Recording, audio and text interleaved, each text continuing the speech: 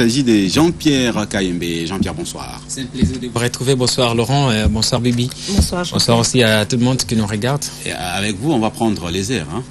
Eh bien, comme 500 000 personnes qui sont dans les airs au moment même où nous parlons. Ouais, on va parler de l'avion, c'est moyen de transport. Hein, le plus rapide, hein, le plus luxueux aussi, l'un des moyens de transport les plus sûrs, les plus luxueux, mais qui fait peur. Bien. Hein? Ce qui fait peur, c'est l'inconnu. Au fait, on a peur de l'inconnu, de ce qui peut arriver. De l'inconnu parce que vous savez que l'année dernière, l'année 2014 a été particulièrement l'année la plus meurtrière pour ce qui est du secteur de l'aviation civile. Vous n'avez pas une courte mémoire, vous n'avez pas oublié la disparition tragique du MH370 de l'avion de la compagnie malaisienne, Malaysia qui a également perdu il y a un autre avion quelques mois plus tard. Il y a aussi Razia qui a perdu un avion dans les conditions qui restent encore mystérieuses. Et donc on a toujours peur plutôt de l'inconnu, de ce qui va nous arriver parce que figurez-vous que vous êtes dans un appareil qui est suspendu dans les airs, on va où on ne sait pas. Eh bien on se recommande toujours entre les mains du seul bon Dieu qui sait où il nous amène, et généralement c'est aussi bien à l'atterrissage qu'au décollage qu'on a toujours peur parce que c'est généralement pendant ces moments que ces comètes l'irréparable. Vous avez réalisé un grand reportage à la radio. Hein? Alors déjà les auditeurs qui ont eu la chance de t'écouter, un reportage sur que ressentons-nous Qu'est-ce qu'on ressent avant de prendre place à bord d'un avion? Avant de prendre place à bord d'un avion, bonne question, on a en même temps un niveau très élevé de stress et d'angoisse qui monte d'un cran. Parce que j'ai rencontré personnellement dans un aéroport sur une ligne internationale une dame qui n'avait pas faim, qui ne voulait rien entendre. Elle avait toujours un cœur, je dirais un cœur qui battait la chamade, parce que je vais vers l'inconnu. C'était pour la première fois qu'elle prenait un avion. Et il s'est passé quelque chose, sauf que je vous en parle.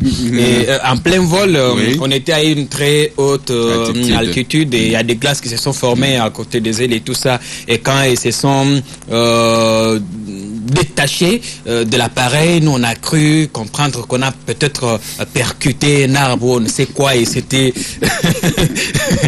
Je connais la suite. Je n'ai jamais vu quelqu'un pisser dans les habits, et ces jours-là, j'ai vu un très grand responsable. Il y a ceux-là qui crient, hein. Il y a des gens qui crient. Seigneur, on a crié dans toutes les langues. Oh, mais bon, nous, on a quand même la maîtrise.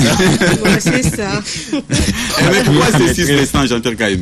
Oui, c'est stressant parce que avant de prendre place à bord d'un avion, on a d'abord l'histoire de tous les crashs. Et vous savez que pour ce qui est des lignes à l'interne ici chez nous, vous savez d'abord qu'il y a des appareils qui ne rassurent pas. Des appareils qui ne rassurent pas, et quand on se met en tête le nombre de crashs qu'il y a eu, on se dit, est-ce que je ne serai pas le prochain? Est-ce que j'arriverai? Et c'est tout ça. Et aussi vous avez ces appareils qui sont aussi vieux, et puis qui sont dans cet état qu'on les connaît.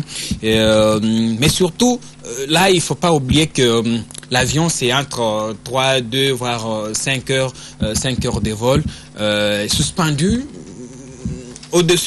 perdu au beau milieu de nulle part, au soufflet que je le dise, parce que vous n'êtes pas sur la voie terrestre, vous verrez quand même à côté une forêt, à côté un arbre, une érosion. On peut s'arrêter quelque part et puis on dit. Et donc là, et généralement, ce qui fait de l'avion, en cas de crash, c'est tout le monde qui périt.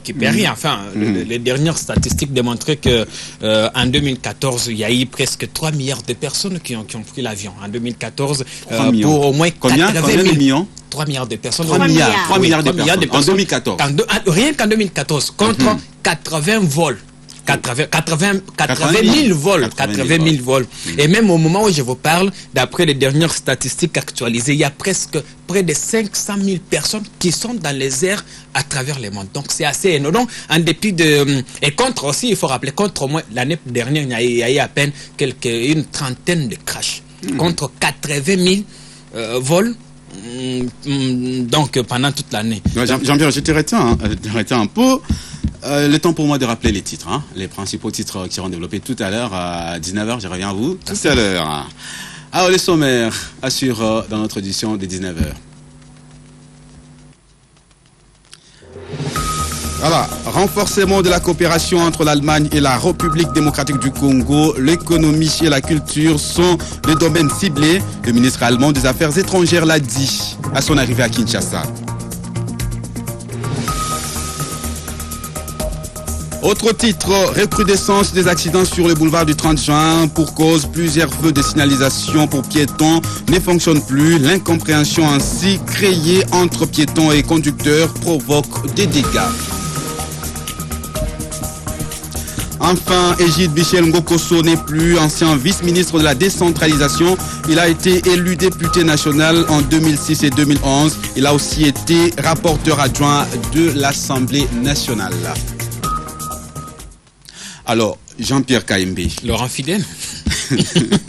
C'est stressant, revient, de prendre place à bord d'un avion. Et jusqu'à ce jour, oui. dites-nous, Jean-Pierre Kaimbe, est-ce que l'avion reste le moyen de transport le plus rapide? Le plus sûr aussi. Mais vous l'avez dit vous-même que l'avion, non seulement que c'est le moyen de transport le plus luxueux, c'est aussi le moyen de transport le plus sûr et qui promet.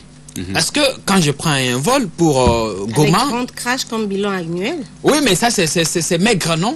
Hein? C'est maigre contre 80 000. Okay, c'est quand même démesuré. 80 000 vols par an contre une trentaine de crashs, c'est quand même compréhensible. Est-ce que vous savez combien d'accidents de voitures on a sur nos routes chaque jour? On vient de parler des cas d'accidents ici. D'ailleurs, voilà, donc, ici, chez avec les incompréhensions qu'il y a et tout ça. Et donc, généralement, pour ce qui est des crashs, c'est quand les appareils ne sont pas bien entretenus ou quand les conditions météorologiques posent problème. Mais néanmoins, quand je prends mon vol pour je ne sais quelle destination, je suis rassuré que j'y arriverai. Et qu'est-ce que toi tu fais personnellement avant de prendre place à bord d'un avion? Avant de monter, toi personnellement? Avant de monter, j'ai mes bouquins, j'ai mon ordi, j'ai mes films en stock. Là, tu deviens chrétien à bord de l'avion. Oh non, pas du tout.